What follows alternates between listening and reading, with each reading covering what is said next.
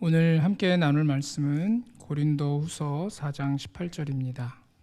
고린도후서 4장 18절입니다.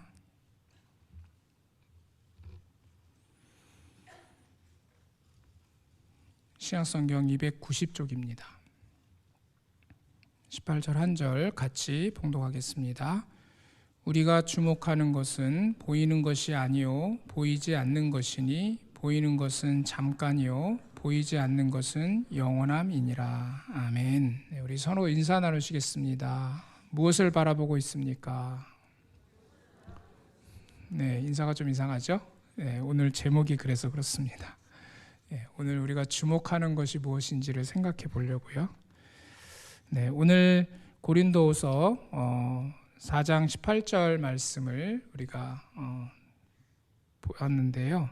네, 거기에 보면 우리가 주목하는 것은 보이는 것이 아니요 보이지 않는 것이니 보이는 것은 잠깐이요 보이지 않는 것은 영원함이라 말씀하셨습니다. 네, 나오나요? 여기에는 안 나와가지고 네, 보이는 것 첫 번째 이 보인다. 주목한다라고 이제 말하고 있는데요. 우리가 주목하는 것은 할 때 이 주목한다라고 하는 거는 원어로 스코페오라고 하는데요. 이거는 목표를 보는 것, 관역을 보는 것을 의미합니다. 그래서 여기 그림에 있듯이 조준경이라고 하는 게 있습니다. 총을 쏠 때 먼 곳에 있는 것을 조준할 수 있도록 그 망원경처럼 생긴 그 총 위에 달려있는 조준경이 있는데 이거를 스코프라고 부릅니다. 스코페오의 이제 명사형이죠. 바로 이렇게 먼 곳에 있는 것을 조준해서 관역으로 목표 지점을 찾는 것, 이것이 바로 스코페오, 주목한다는 뜻입니다. 그래서 먼저 우리가 살펴볼 것은 우리의 목표, 우리의 관역, 우리가 조준하고 있는 것이 무엇인가라고 하는 것입니다. 우리가 이렇게 목표로 삼아서 주목하는 것, 여기에는요 가치관이 담겨집니다. 가치관에 따라 주목하는 게 달라져요. 한번 생각을 해보세요. 배우자 고르실 때 뭐를 주목하셨나요? 네, 각자 가지고 있는 가치관에 따라 주목을 했을 겁니다. 얼굴이 중요하다 하시는 분은 외모를 보셨을 것이고요. 네, 돈이 중요하다 그런 분들은 집에 있는 그 집이 돈이 얼마가 있는지를 보셨을 거고요. 여기 앉아 계신 모든 분들은 신앙을 보셨겠죠. 아닌가요? 네, 신앙을 보고 결혼하셨죠? 네. 그런데 신앙을 보고 결혼했는데 살다 보니까 좀 아닌 것 같아요, 그죠? 네. 네. 우리는 가치관에 따라 주목하는 게 달라져요, 이렇게. 여기 이제 제가 집을 볼 때 봐야 할 모든 것이라는 어느 한 블로그에 있는 제목을 스크랩 해왔는데요. 집을 볼 때도 마찬가지예요. 뭐를 중요시하느냐에 따라서 집을 보는 게 달라집니다. 예를 들어서 교통 편의를 중요시한다면 근처에 뭐 역이 있는지 흔히 얘기하는 역세권을인지 아닌지 보겠죠. 또 어떤 분들은 공기가 맑아야 된다 싶으시면 숲세권이라고 숲이 가까이 있는지 공원이 가까이 있는지 이걸 보실 거예요. 또 어떤 분들은 층간소음의 그 가치를 가지고 있는 분들은 아마 위에 윗집에 애들이 사는가 안 사는가 봐서 윗집에 애들이 많다 그러면 그 집 안 살 겁니다. 이런 식으로 집을 볼 때에도 어떤 것을 주목하느냐에 따라 달라져요. 가치를 중시하느냐에 따라 주목하는 게 달라지는 거죠. 우리 자녀들에 대해서는 무엇을 주목하고 계신가요? 그 자녀들에 대해서 주목하고 있는 것에 여러 부모님들의 가치관이 담겨져 있다는 것을 알 필요가 있습니다. 내가 중요시하는 것을 보게 되는 거죠. 오늘 성경에서는 정말 우리가 가치 있게 생각해야 하는 것, 그래서 주목해야 하는 것, 목표로 삼아야 되는 것이 무엇인지를 가르쳐 주시는데요. 이렇게 얘기하시죠. 보이는 것을 보지 말고 보이지 않는 것을 봐라. 그럼 보이는 것이 무엇일까요? 땅의 것이에요. 땅의 것이 보이는 거고요. 보이지 않는 것은 하늘의 것입니다. 하나님 나라의 것이죠. 이것은 더 나아가서 보이는 것은 말하자면 피조물이에요. 모든 하나님의 피조물들이 다 보입니다. 보이지 않는 것은 창조주 하나님이 안 보이죠. 하나님께서는 보이지 않는 분이시거든요. 그래서 하나님은 안 보이고 하나님이 아닌 다른 것들이 보여요. 그것들이 바로 우상이 되는 겁니다. 우리가 그것들을 바라볼 때 그게 바로 우상이 되는 거죠. 하나님을 봐야 되는데 하나님이 아닌 다른 것, 다시 말해서 하나님의 피조물들을 바라볼 때 우상이 되는 거고요. 오늘은 하나님께서 말씀하세요. 나를 봐라. 하나님은 그 얘기를 하시는 거죠. 나를 봐야 된다. 여기서 보이지 않는 것의 궁극적인 지점은 하나님입니다. 그래서 하나님을 가치 있게 생각하고 하나님을 중시하는 것, 이것이 우리가 지녀야 할 자세다라고 하는 것을 알 수 있어요. 보이는 것, 또 보이지 않는 것에 대해서 이어지는 말씀에서 뭐라고 말씀하시냐면은 잠깐 있다. 보이는 것은 잠깐이고 보이지 않는 것은 영원하다 말씀하세요. 이거는 철학적으로 얘기할 때 존재론적인 이야기예요. 존재론이라는 건 뭐냐면 정말 있는 게 뭘까라고 하는 거예요. 정말 있는 게 뭘까? 이 세상에 우리 눈에 보이는 걸 우리는 있다라고 생각하거든요. 그렇지만 우리 눈에 보인다고 해서 그게 진짜 있는 것은 아니고요. 영원히 있는 것, 변하지 않는 것, 그것이 진짜 있는 겁니다. 그럴 때 그 보이지 않고 여기 나오는 잠깐이 아니라 영원히 있는, 근데 지금 말씀에서 뭐라 그래요? 보이는 거는 잠깐이고 보이지 않는 게 영원한 거다. 우리 눈으로 볼 수 있는 건 다 영원한 게 하나도 없어요. 그런데 우리는 그 보이는 거를 찾습니다. 다시 말하면 진짜가 아닌 잠깐 존재하는 가짜를 찾고 있다는 거죠. 진짜가 있다는 거예요. 그 진짜는 바로 영원히 존재하는 딱 한 분이 계신데 그분이 바로 하나님이시거든요. 그래서 하나님께서 말씀하시기를 나는 나다 라고 말씀하시는데, 그 나다라고 할 때 그 표현이 나는 있다라고 하는 표현이에요. 존재한다는 표현이에요. 그래서 성경에서 어떻게 해석하냐면 스스로 있는, 스스로 계시는 분, 이렇게 표현하는 거죠. 정말 있는 분, 하나님 한 분, 그분만이 진짜 있는 거고, 그러니까 그거를 바라봐야 되는 거지 다른 것들을 바라보는 거는 다 헛것이 된다는 거죠. 신기루일 뿐입니다. 그래서 우리는 보이지 않는 하나님을 바라보는 그런 지혜로운 자들이 돼야 된다는 것이죠. 주목할 것에 대해서 또한 이렇게 얘기하세요. 하늘의 것이라고, 하늘에 쌓아두라고 말씀하시는데, 여기에서 단어를 사용하실 때 보물이라는 단어를 씁니다. 보물이라는 거는 당연히 중요한 거죠. 가치가 있는 겁니다. 그래서 국가에서 제일 가치 있는 건 뭐냐? 국보라고 부릅니다. 그러니까 보물이라는 이 단어 속에는 아까 말씀드린 가치관, 정말 중요시하는 것, 정말 소중하게 생각하는 것, 그걸 의미하는 건데, 그거를 하나님 어디다 쌓아두라고 말씀하시냐면은 하늘에 쌓아두라고 말씀하시죠. 오늘 말씀과 연결지어서 보이지 않는 것이 진짜 보물이라는 거예요. 근데 우리는 보이지 않는 것을 보물로 생각하지 않고 자꾸 보이는 것을 보물로 생각하기 때문에 잘못된 길로 가는 거죠. 그래서 하나님은 오늘 말씀하셔요. 너희의 보물, 너가 중요시하는 것, 그것이 어디 있어야 되느냐? 하늘에 있어야 된다. 그러면서 말씀하시기를 좀이나 동록이 해하지 못하고 도둑이 구멍을 뚫지 못하고 도둑질하지 못한다. 이 얘기는 아까 얘기하는 잠깐이라는 것에 연결되는 거예요. 세상에 쌓아둔다면, 하늘에 쌓아두지 않고 세상에 쌓아둔다면 좀이나 동록이 해야 할 것이고 도적이 구멍을 뚫고 도둑질 해갈 것이다. 다시 말해서 없어지거나 훼손되거나 뭔가 달라진다는 거예요. 잠깐밖에 없다는 거예요. 어느 순간에는 사라진다는 거예요. 그러나 하늘에 있는 것만큼은, 하나님 나라에 있는 것만큼은 영원히 변하지 않고 존재하게 된다는 거죠. 그게 진짜 보물이라는 거예요. 그게 진짜 소중한 것이고, 그러니 그것을 주목해라 가르쳐 주시는 거죠. 우리가 또한 그 성경에서 뭐라고 말씀하시냐면 위의 것을 찾으라고 그러세요. 동일한 말씀이죠. 위의 것. 그런데 여기 이어지는 말씀이 이런 말씀이나요. 이 생명이 하나님, 그리스도와 함께 하나님 안에 감추어졌다. 위의 것을 찾아야 되는 이유에 대해서 한 가지 말씀하시는데 생명을 말씀하세요. 이 얘기는 무슨 얘기냐면 우리의 생명이 이 세상에서 끝나지 않는다는 거예요. 영생이 있다는 거예요.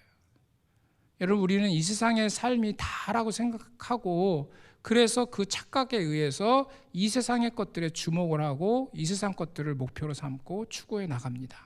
그러나 하나님은 가르쳐 주시는 거예요. 이 세상의 삶은 잠깐이고 영생이 있다. 하나님 안에 감추어진 그 영생이 너의 목표가 돼야 된다 라고 가르쳐 주시는 거고요. 더 나아가서 영광 얘기를 하시잖아요. 여러분, 우리는 이 세상에서의 영광이 단 줄 알고 이 세상의 영광을 쫓습니다. 거기에 가치를 두고 그것을 주목하고 그것을 얻기 위하여 애쓰고 살아요. 그런데 하나님은 그게 아니다. 너가 하나님 나라에서 그 영생의 삶 가운데 하나님이 주셔서 누리게 될 그 영광이 있기 때문에 그걸 바라봐야 된다 가르쳐 주시는 거죠. 그래서 우리는 이 세상의 삶이 끝이 아니고 더 나아가서 하나님 앞에서 살아갈 영생이 있고 또 이 세상에서 영광이 다가 아니라 하나님 나라에서 누리게 될 하나님이 주시는 그 놀라운 영광, 썩어지지 아니할 영광이 있다는 것, 그것을 우리는 주목해야 되는 거죠. 아까 사진에서 조준경 사진을 보여드렸어요. 왜 조준경 사진을 보여드렸냐면 멀리 있는 걸 보기 때문에. 여러분, 우리는 멀리 있는 걸 봐야 됩니다. 가까이 있는 것에만 현혹되지 말고 멀리 있는 것, 정말 보이지 않는 것. 그 보이지 않는 것이 조준경으로 놓고 볼 때 보이게 되잖아요. 다 그런 은혜가 있기를 원합니다. 보이지 않는 것이 보이는 은혜가 있어야 돼요. 성경에 보면 이 보이지 않는 것을 봐야 되는데 못 보게 하는 주범이 있어요. 그게 뭐냐면 바로 땅에 있는 지체예요. 그래서 하나님 오늘 성경 말씀에서 골로새 3장 5절에서 뭐라고 말씀하시냐면 우상 숭배 얘기를 하시면서 땅에 있는 지체를 죽이라 그래요. 땅에 있는 지체가 죽지 않는 한 그 땅에 있는 지체로부터 솟구쳐 올라오는데 뭐가 솟구쳐 올라오냐면 당연히 땅에 있는 지체라고 표현한 이유가 있어요. 땅에 있는 지체라고 표현한 그 속에 담겨져 있는 건 뭐냐면 땅에 있는 지체니 어디를 바라보겠습니까? 땅을 바라보죠. 다시 말하면 보이는 이 세상에 있는 땅의 것을 보고 살아가려고 하는 그 존재인 거죠. 그게 땅에 있는 지체예요. 그래서 하늘의 것을 보지 못해요. 차원이 다르기 때문에. 땅에 있는 지체와 하늘에 있는 지체는 달라요. 차원이 완전히 다르기 때문에 땅에 있는 지체는 땅의 것에만 주목하고 땅의 것만 추구하고 살게 돼 있어요. 그것이 바로 그냥 간단히 얘기하면 탐심이고 그것이 우상 숭배라는 거예요. 우리가 이 땅에 있는 지체를 죽이지 않는 한 땅에 있는 지체로부터 탐심은 솟구쳐 나오게 되고요. 그것은 결국 하나님이 아닌 다른 것을 바라보게 돼 있고 그것은 결국 우상 숭배의 죄로 연결된다는 겁니다. 여러분, 죄라고 하는 사실을 기억할 필요가 있습니다. 우리는요, 땅에 있는 지체를 갖고 있기 때문에 땅에 있는 지체로서 갖고 있는 그 욕구적인 부분을 당연하다고 생각해요. 그래서 그거를 현실이라는 이유로 어쩔 수 없는 우리가 거부할 수 없는 현실적인 이유라는 이유로 그것을 죄로 간주하지 않고 다시 말하면 여기서 하나님이 뭐라고 말씀하십니까? 단호하게 얘기하시죠. 죽이라고. 이건 단호한 표현이에요. 왜 죽여야 됩니까? 죄이기 때문에 죽여야죠. 성경에서 하나님은 죄에 대해서는 조금 인간적인 표현을 쓴다면 살벌하게 말씀하셔요. 진멸하라. 바로 이 표현이에요. 땅에 있는 죄를 죽이라는 거예요. 왜냐하면 죄니까. 그런데 우리는 너무나도 그거를 그냥 허용해요. 현실이잖아. 어쩔 수 없는 현실인데. 이런 식이죠. 돈 없이 살 수 있어? 그럼 목사님은 돈 없이 살 수 있습니까? 그럼 제가 뭐라 그러겠어요? 네, 돈 없이 살 수 있어요. 이렇게 다들 못하죠. 그게 현실이라는 거죠. 그것이 땅에 있는 지체인 것이죠. 그러한 이유로 땅에 있는 지체가 갖고 있는 그 탐심의 우상숭배를 그대로 허용하려고 그래요. 그것이 이스라엘 백성들이 끝까지 하나님 앞에 불순종했던 이유입니다. 그들은 우상을 버릴 수가 없었어요. 열왕기서에 나와 있는 그 왕들의 히스토리를 보십시오. 끊임없이 우상숭배와 싸웠거든요. 그러나 영원히 그 우상을 없애지 못했어요. 우리가 그러한 삶 가운데 살고 있죠. 여러분, 우리가 무엇에 주목해야 되는지 너무나 잘 알고 있어요. 알고 있지만 그러나 하나님께 온전히 주목하지 못하는 이유는 이 땅에 있는 지체를 죽이지 않기 때문입니다. 어떤 의미에서는 죽일 생각이 없는 거죠. 왜냐하면 이게 엄연한 우리의 현실이라고 생각하고 있기 때문에. 여러분, 하나님께서 이걸 모르실까요? 몰라서 이 말씀을 하시는 걸까요? 하나님은 아셔요. 아심에도 불구하고 이거는 우상 숭배라는 말 속에 들어있는 것이 무엇이냐면 이거는 신앙의 문제이고 사랑의 문제이고 섬김의 문제이고 주인이 누구냐의 문제이고 왕이 누구냐의 문제이기 때문에 그렇습니다. 이스라엘 백성들이 광야에 들어가서 생활할 때 하나님께서는 물도 없고 떡도 없고 고기도 없는 그런 삶 가운데 이스라엘 백성들을 넣으셨어요. 그러면서 하신 말씀이 뭐냐면은 너희가 나를 경외하는 줄을 알기를 원했다. 경외한다는 게 무엇입니까? 바로 그 문제죠. 왕이 누구냐? 너의 주인이 누구냐? 너가 누구를 사랑하냐? 너가 누구를 바라보고 사냐? 그 문제. 너가 누구를 사랑하고 있냐? 이거예요. 그 문제인 거예요. 그래서 하나님은 양보할 생각이 없어요. 하나님은 공식적으로 천명하셨어요. 나는 질투하는 하나님이다. 그 얘기는 뭐냐면 우리 십계명의 1계명 나 외에는 다른 신을 너한테 두면 안 된다. 그 말씀인 거죠. 이거는 엄연한 하나님의 엄명입니다. 엄중한 명령이에요. 그런데 우리는 이거를 너무나도 그냥 이렇게 흘려보내려고 그래요. 우리가 정말 주목해야 할 것, 오직 하나님뿐입니다. 이거는 하나님의 절대적인 명령이에요. 그래서 뭐라고 말씀하시냐면 이제는 8절에서 이제는 이렇게 얘기하시잖아요. 이건 뭐예요? 변화된 우리의 삶에 대한 요구예요. 여러분, 우리가 크리스천이라고 하는 것, 하나님의 백성이라고 하는 것은 저 이제는 이라고 하는 말에 표현되어 있듯이 너희는 세상으로부터 분리된 예수 그리스도의 보혈로 말미암아 분리되어서 거듭난 하나님의 백성이다. 그러니 너희는 세상 사람처럼 살아서는 안 된다라고 하는 것을 분명하게 얘기하시는 거예요. 그렇기 때문에 우리가 구원받고 하나님의 자녀가 되었고 하나님의 백성이 되었다면 저 말 표현대로 이제는 이 모든 것을 벗어버리고 오직 하나님을 주목하는 그런 하나님의 백성으로서의 삶을 당연히 살아야 되는 거죠. 모세는요, 히브리서 11장 24절에 보면 정리를 해놨어요.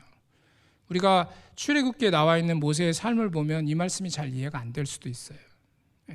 그러나 성경에서 평가하는 모세의 삶은 이것입니다.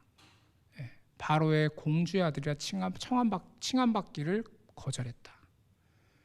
하나님의 백성과 함께 고난받기를 더 좋아했다. 그리스도를 위하여 받는 수모를 더 큰 재물로 여겼다. 여러분, 여기서도 하나님의 그 주목하는 거에 담겨진 가치관에 대한 역설적인 표현이 들어있어요. 저기 보면 뭐 바로의 공주의 아들이라 칭함받기를, 이거는 이제 거기에는 이제 약간 숨겨져 있는 표현이지만 아예 드러나죠. 뭐예요? 낙이라고 해요. 낙, 즐거움. 그리고 재물이라고 표현해요. 보화라고 표현해요. 우리가 세상에서 좋아하는 것들이에요. 여러분, 고통이 좋아요? 낙, 즐거움이 좋아요? 당연히 즐거움이 좋죠. 그런데 고난이라는 단어가 대조되고 있거든요. 여러분, 우리는 고난을 택해야 된다는 거예요. 고난이 낙이라는 거예요. 아멘이 안 되시죠? 고난이 낙이다. 하나님 그 말씀을 하시는 거예요, 지금. 그리고 수모, 그리스도를 위하여 받는 수모, 그게 너희의 보화고 너희의 재물이다 얘기하시는 거예요. 역설적인 표현을 지금 하고 계시는 거예요. 성경은 그래서 재밌어요. 하나님이 그냥 단어를 그냥 배치하는 게 아니에요. 하나님이 얘기하시는 거예요. 너의 재물이 뭔데? 너의 보화가 뭔데? 너의 즐거움이 뭔데? 여러분, 우리는 모세와 같은 선택을 해야 되는 거예요. 모세는 그 그리스도와 받는 그 고난이 오히려 즐거움이었고, 그 받는 수모가 그에게는 보아요 재물이었다는 거예요. 그걸 선택했다는 거예요. 그런데 왜 그걸 그렇게 선택했냐? 다시 말하면 주목했다는 거죠. 그걸 바라봤단 말이에요. 왜 그런 주목을 할 수 있었는가? 이유가 나오잖아요. 상 주심을 바라봤다.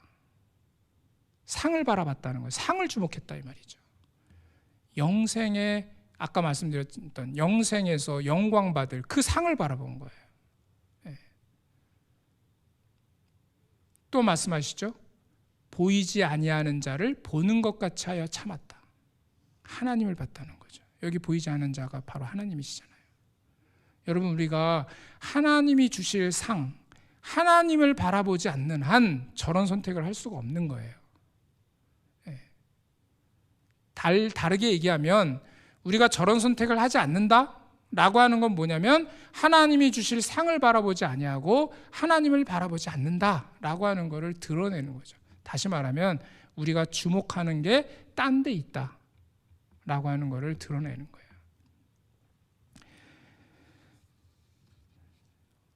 거예요. 주목은 사랑입니다. 네. 여러분, 사랑할 때 뭘 느끼셨나요? 자꾸 보잖아요. 그래서 결혼했잖아요. 자꾸 보려고. 아닌가요? 네, 지금은 보기 싫은가요? 에이, 꼴 보기 싫어. 네, 보는 게 사랑이에요. 하나님은 그 얘기를 하시는 거죠. 너가 날 사랑해? 그럼 날 봐야지. 어딜 봐? 그 얘기인 거예요. 여러분, 우리가 주목하는 게 뭔지를 깊이 살피시기를 바랍니다. 우리는 우리 자녀들에게 어떤 미래를 주기를 원할까요? 어떤 미래를 주목하십니까? 우리 자녀에게서 어떤 미래를 보십니까? 제가 책을 몇 개 스크랩했는데요. 자녀의 미래를 디자인하라. 멋있잖아요. 네. 자녀의 미래를 바꾸는 6가지 부모력. 궁금하죠? 보고 싶죠? 네, 무슨 내용일까? 세상 사람들도 이렇게 자녀의 미래를 디자인하고 싶어 하고요. 바꾸고 싶어 해요. 그래서 온갖 노력을 기울이고 살아요. 네. 여러분, 우리가 정말 자녀의 미래를 뭘로 바꿔놔야 될까요? 어디에 목표를 둬야 될까요? 여러분은 여러분의 자녀를 어디에 미래를 두고 가고 싶습니까?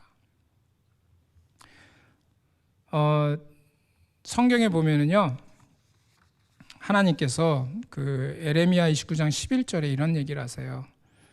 여호와의 말이니라 그러면서 너희를 향한 나의 생각을 내가 아는데 평안이요 재앙이 아니니라 그러면서 너희에게 미래와 희망을 주는 것이니라. 그러니까 하나님이 미래를 주고 싶다 이렇게 얘기하세요. 그 미래가 뭘까? 영생이죠. 요한복음 3장 16절을 조금 다른 각도로 보세요. 다른 각도로 보시면 하나님이 우리한테 뭘 주고 싶으시냐? 영생을 주고 싶으신 거예요. 저기 노란색으로 해놨잖아요. 영생을 얻게 하려 하심이라. 더 나가서 구원을 받게 하심이라. 그러니까 하나님이 우리를 향한 미래, 우리가 자녀잖아요. 부모로서 하나님께서 우리 자녀인 우리를 바라보시면서 우리의 미래에 대하여 어디에 주목하고 계시냐? 영생. 구원받고 영생을 누리도록 하는데 주목하고 계세요. 그래서 거기에 모든 것을 쏟아 부으셨어요. 그것이 바로 예수님의 십자가입니다. 예수님을 이 땅에 보내시고 십자가 박혀 죽게 하심으로 우리가 영생을 얻고 하나님의 그 원하시는 그 미래의 영생의 삶을 얻도록 하나님은 모든 걸 쏟아 부으신 거예요. 그러면 우리는 어떻게 해야 될까요? 우리는 부모로서 우리의 자녀에 대해서 무엇을 해야 할까요? 하나님처럼 똑같이 해야 되는 것이죠. 하나님처럼 우리 자녀가 구원받고 영생을 얻도록 예수님을 십자가에 못 박았듯이 모든 것을 쏟아 부어야 하는 것입니다. 그것이 하나님이 원하시는 거죠. 그것이 우리가 자녀에 대하여 미래에 주목해야 할 유일한 것입니다. 다른 것에 뺏기지 마십시오. 세상은 그게 다가 아니야 그러면서 더 중요한 거 있어, 더 필요한 거 있어 하면서 우리의 눈을 다른 데 돌리려고 애를 쓰겠지만, 그러나 우리 크리스찬들은 정신을 바짝 차리고 자녀에게 영생을 줄 수 있는, 그 미래를 줄 수 있는, 거기에 오로지 목표점을 찾고 거기에 관역을 맞추어 나가야 하는 것입니다. 그게 보이지 않는 것을 바라보는 지혜이죠. 우리가 또 주목한다라고 할 때 그 주목하는 것은 무엇이냐면요, 우리가 의지하는 거예요. 의지하는 걸 주목해요. 최근에 어떤 드라마에서 어떤 여자가 남자를 사랑하는지 안 사랑하는지를 이렇게 판단하는 것 중에 하나가 뭐냐, 위기 상황에서 쳐다보냐 안 쳐다보냐를 가지고 얘기하는 게 있더라고요.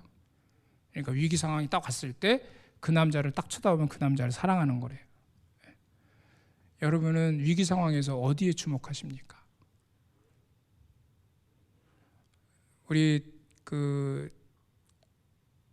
수능이 다가오고 있으니까 여기에 고3 부모님이 몇 분 계신지 모르겠는데, 고3 부모님들은 이제 지금 비상이 걸렸죠. 예, 한 달도 이제 안 남았으니까요. 예. 근데 그 비상 걸려가지고 이제 어디를 쳐다보시나요? 예. 성적표를 바라보시면 안 돼요. 예. 우리가 집에 화재가 날 위험이 있잖아요. 그러면 아까 집 볼 때 뭘 볼까요? 저희 그림이 있죠. 화재 경보기가 있나 없나 볼 거예요. 또 소화기가 비치돼 있나 안 비치돼 있나 볼 거고요. 만약에 배 탈 때 전복될까 봐 무서우시면 뭐를 주목하겠습니까? 배에 저 구명조끼가 있는지 없는지, 어디 있는지를 주목하겠죠. 이렇게 주목한다는 것은 의지하는 것을 쳐다보게 돼 있어요. 우리가 무엇을 과연 주목하고 있냐는 거예요. 무엇을 의지하고 있냐는 거예요. 아까는 목표 얘기를 했고요. 지금 이제 의지하는 걸 얘기하고 있는 겁니다. 여러분은 의지의 대상으로 어디에 주목하고 있습니까? 하나님은 오늘 말씀하시는 거예요. 뭘 말씀하시냐면은 보이지 않는 거를 봐라. 근데 가나안 정탐꾼들을 한번 생각해 볼게요. 가나안 정탐꾼들이 12명이 정탐을 했는데 10명이 보고를 합니다. 거기 갔더니 큰 성읍이 있어요. 그리고 안악자손, 거인들이 있습니다. 이들이 본 것이 무엇일까요? 뭘 봤습니까? 무엇을 주목했습니까? 저걸 주목했죠. 큰 성읍, 거인들. 그들의 눈에 보이는 것들입니다. 여기에 주목했습니다. 그런데 딱 두 사람, 여호수아와 갈렙은 뭐라고 말하냐면, 여호와는 우리와 함께 하신다. 하나님을 주목했죠.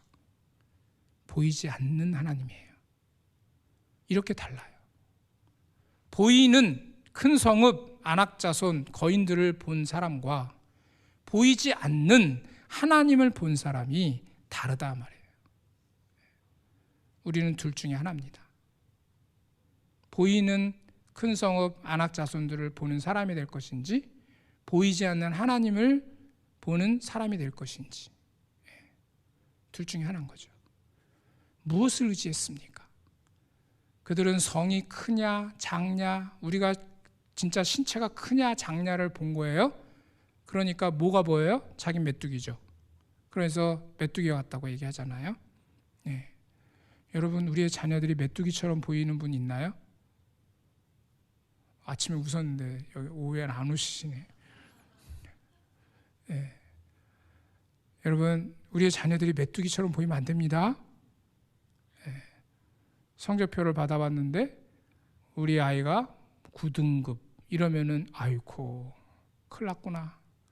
네. 메뚜기 중에도 상메뚜기가 되겠죠. 네. 여러분, 이스라엘 백성들이 가나안 정탐하고 그렇게 한 거예요. 우리도 똑같이 그렇게 하고 있는 거예요. 우리 눈에 보이는 걸 보는 거죠. 성적을 보는 거고, 우리의 실상을 보는 거예요. 여러분, 정확한 표현인 거예요. 저거는 틀린 표현이 아니에요. 그렇죠? 네. 그런데 그것으로 끝이 아니라는 것을 지금 하나님은 얘기하시는 거죠. 보이지 않는 하나님을 봐야 된다. 여호수아와 갈렙처럼. 여러분, 보이지 않는 것을 볼 수 있는 은혜가 있기를 원합니다. 네. 보이지 않는 것을 볼 수 있는 은혜, 이건 아무에게나 주어지지 않아요. 엘리야 선지자 이야기를 보면 알 수 있어요. 엘리야 선지자가 도단성에 갇혔어요. 아람 군대가 포위를 했습니다. 게하시라는 그 종이 난리가 났죠. 우린 죽었다. 저렇게 많은 아람 군대가 우리를 포위하고 죽이려고 하니 우리는 살 길이 없습니다. 엘리야 선지자가 기도함으로 눈을 뜨게 하잖아요. 눈을 뜨니까 저렇게 뻘건 하나님의 불병거 군대가 쫙 둘러싸여 있는 것을 보게 된 것이죠. 보이지 아니하는 것이 보이는 은혜가 부어진 거예요. 여러분, 우리에게 필요한 게 그거예요. 보이지 않는 것을 볼 수 있는 은혜. 그 은혜가 여러분 모두에게 있기를 원합니다. 그래야 그 보이지 않는 하나님을 의지하는 믿음의 사람으로 설 수 있기 때문입니다. 우리 옆에 분한테 축복해 주세요. 영적인 눈이 열리기를 바랍니다. 볼 수 있기를 바랍니다. 아멘. 맨날 보이는 것만 보지 마세요. 보이지 않는 게 있습니다. 우리가 에스더서가 있습니다. 에스더서는 성경에 하나님 단어가 없어요. 주 없어요. 여호와 없어요. 그런데 놀라운 하나님의 역사로 이스라엘 사람들이 구원을 받습니다. 통쾌한 복수극을 하게 되죠. 하나님의 역사입니다. 이 에스더서는 특별히 말씀하시는 거예요. 하나님 안 보이지? 근데 없으신 거 아니야. 여러분, 그 당시에 이스라엘 백성들은 포로 생활을 하고 있잖아요. 그러니까 하나님의 나라가 무너졌어요. 그래서 포로가 돼서 남의 나라에 지금 핍박받고 있는 상황이에요. 하나님이 없죠. 이스라엘 사람들 입장에서. 근데 하나님은 말씀하시는 거예요. 없지 않아. 보이지 않아? 내가 있어. 라고 말씀하시는 거예요. 여러분, 우리에게도 동일하다는 것을 아시기 바랍니다. 보이지 않나요? 네, 보이지 않으시죠. 그러나 계세요. 역사하십니다. 구원하십니다. 역전시키세요. 그런 하나님이 우리와 함께 하셔요. 그거를 믿을 수 있어야 되는 거예요. 그 믿음이 있기를 축원합니다. 그래서 우리는 보이는 소망이 아니라는 것을 기억할 필요가 있어요. 여러분, 참 역설적인 표현이죠. 보이는 소망? 근데 그게 소망이 아니다. 여러분, 우리는 자꾸 보이는 소망을 찾아요. 소망이 없어. 왜요? 안 보이니까. 안 보인다고 소망이 없는 게 아니에요. 보이지 않는 소망이 있어요. 이 말씀에서 그렇게 말씀하시죠. 만일 우리가 보지 못하는 것을 바라면 참음으로 기다릴지니라. 믿음으로 기다려야 되는 것이죠. 그런데 하나님이 얼마나 예리하신 분이냐면요, 시편 40편 5절에서 너는 하나님께 소망을 두라. 불안하잖아요. 안 보이니까. 그죠? 그런데 하나님이 얘기하세요. 소망을 하나님께 두라 그러시면서 그가 나타나 도우심으로. 그가 도우심으로 이렇게도 되는데 나타나라는 말씀을 왜 썼을까요? 맞잖아요. 나타나라는 말 안 써도 되거든요.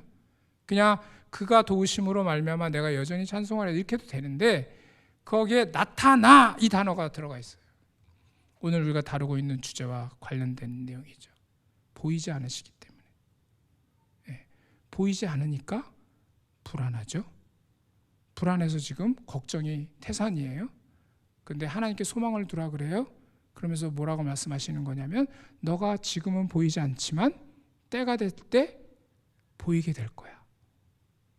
하나님이 나타나서 너를 도와주실 거야.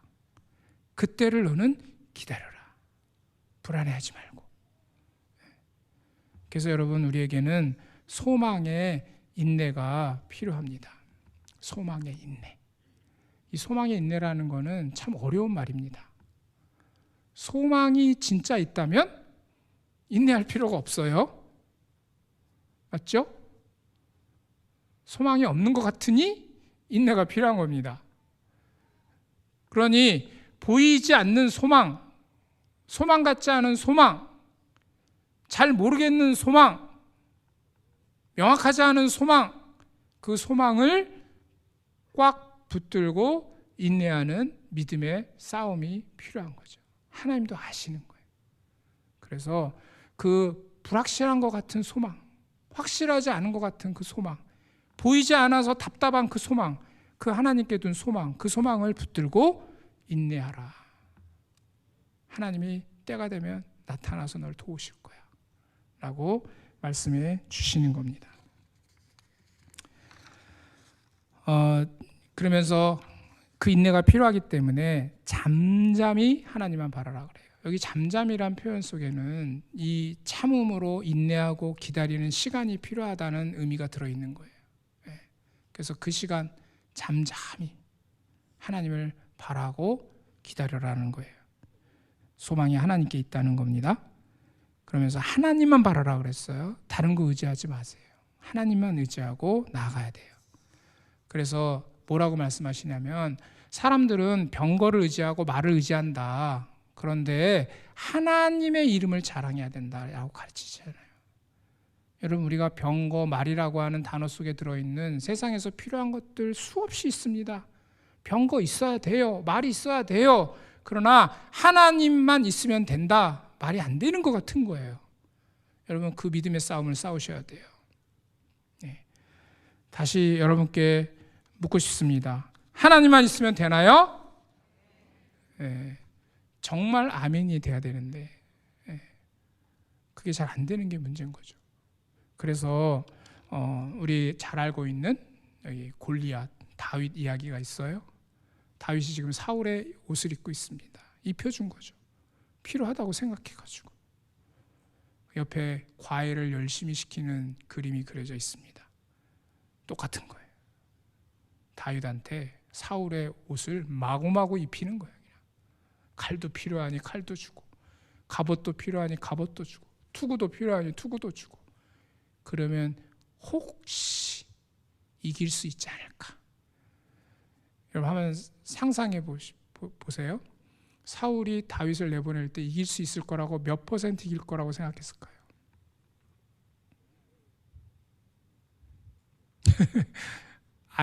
사울이 아니어가지고 모르겠지만 아마 0%였을 거예요.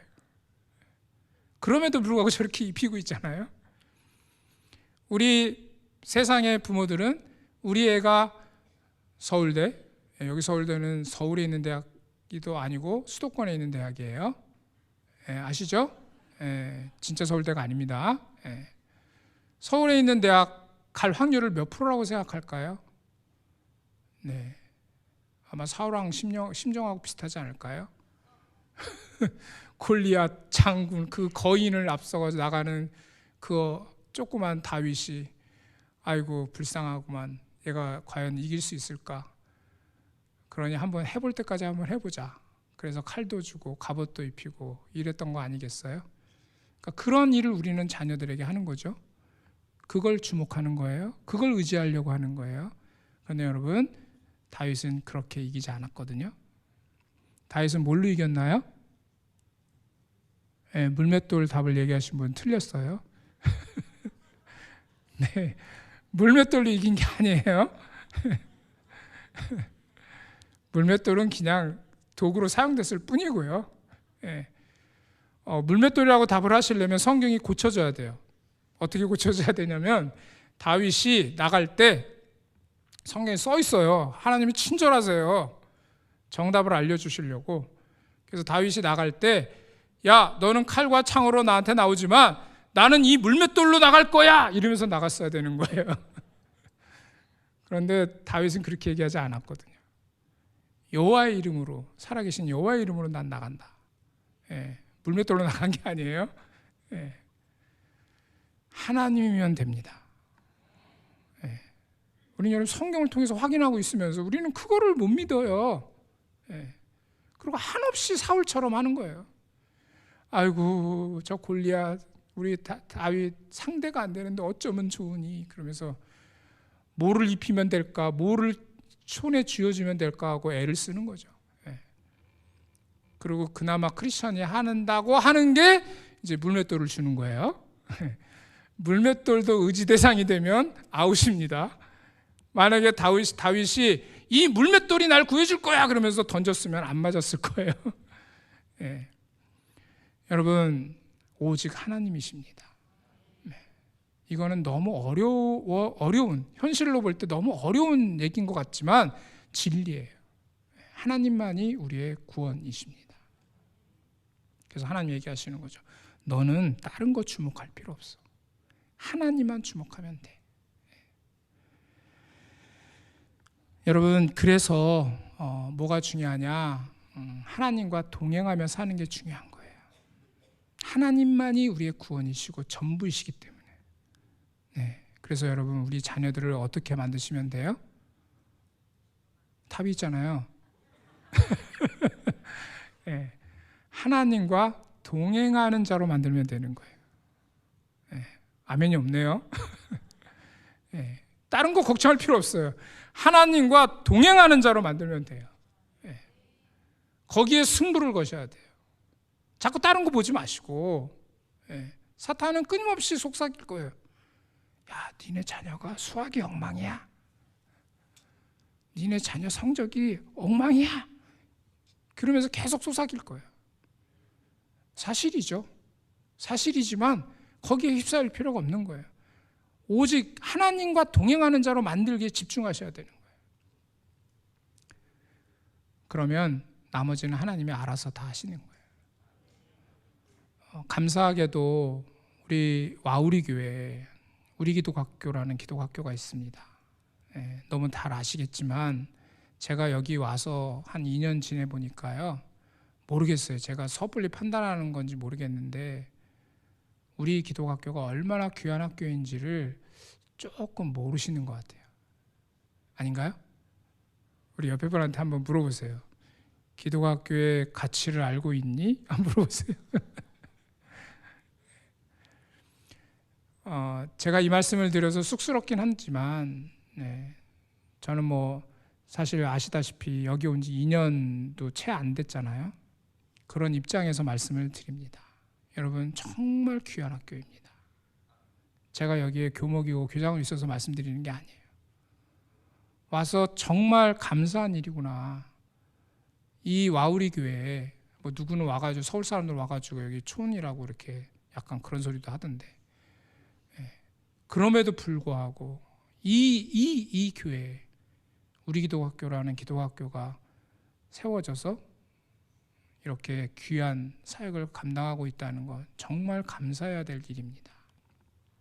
귀히 여기셔야 되고요. 뭐 제가 자랑 아닌 자랑이지만 정말 제대로 된 기독교육을 하려고 애쓰고 있는 학교입니다. 사실 기독학교라는 이름만 붙어있는 기독학교 많아요. 예. 아마 우리 기독학교도 그런 기독학교 했으면 사람들 많이 왔을 거예요. 예. 무슨 뜻인지 모르시죠? 예. 크리스찬도 크리스찬이 다 크리스찬이 아니에요. 예. 세상적인 거 주목하고 있는 크리스찬 많습니다. 우리 기독학교는 오직 하나님만 주목하거든요. 그러니까 좀 마음에 안 들겠죠. 여러분 정말 하나님만 바라보는 기독학교, 우리 기독학교가 우리 교회에 세워져 있다는 거 귀히 여겨주시고 더 기도 많이 해주시고, 네, 더 또 후원해 주시고 하셨으면 좋겠습니다. 지금까지 이 기도로 후원해 주시고 함께 해주셔서 정말 감사한 마음인데요, 끝까지 잘 지켜나가야 됩니다. 다음 세대 무너져 가고 있는 거 아시잖아요. 그런데 동행한다는 것, 24시간 동행해야 되잖아요. 주일만 동행해서는 안 되거든요. 평일날 저렇게 와서 저 큐티하는 모습이에요. 네, 1학년 A반 어린 친구입니다. 그 어린 친구가 딱 펴놓고 저 큐티하고 있잖아요. 우리 기독학교에서 흔한 모습이에요. 네, 안 웃으시네. 흔한 모습이에요. 옆에는 기도하고 있어요. 금요일 날 금요기도회가 있는데요. 저렇게 짝끼리 모여가지고 나눔하면서 서로를 위해서 기도해 주는 시간이거든요. 저렇게 기도하고 말씀 읽는 생활, 그거를 평일 날도 계속하고 있는 학교인 거죠. 그렇기 때문에 귀한 거예요. 하나님과 동행하는 자로 세워가고 있습니다. 그래서 정말 우리가 주목해야 될 것이 무엇인지, 하나님만 주목하고 하나님만 의지하고 하나님 나라의 것들을 바라보고 나아가는 우리 와우리 교회의 다음 세대들, 또 그리고 부모님들, 우리 모두가 되기를 주의 이름으로 축원합니다.